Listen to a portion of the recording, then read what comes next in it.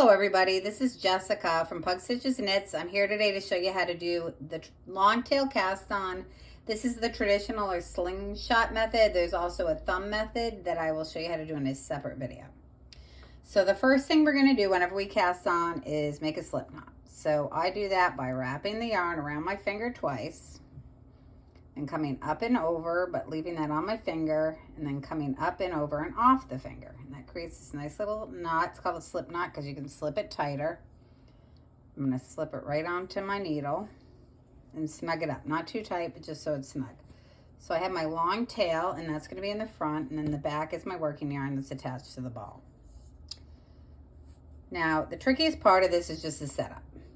So the way we set up is we just have our 3 fingers together. We're going to grab both yarns, and then our thumb and index finger are going to come through. And we flip our hand over so we can see our palm. Now, what we're doing right now is just going to be just like if we were doing a knit stitch. So it's just as if my thumb is my left hand needle in knitting. I'm going to come up from the bottom, wrap the yarn around my needle counterclockwise from the top, dip back down through my stitch that's on my thumb, and drop that stitch off my thumb, just like I would off the right hand needle if I was knitting. So I'm going to do that again. Set up with my 3 fingers, come through, turn. From the bottom, wrap around, back down through, and off. 3 fingers, 2 fingers come through, flip. From the bottom, wrap around, back down and off. From the bottom, wrap around, back down and off.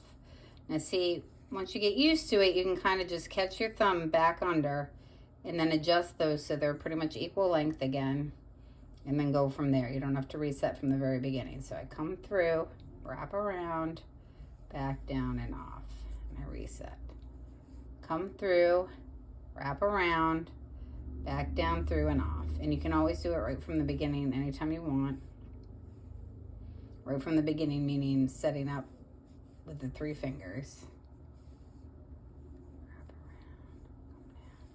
So I feel like I need to reset.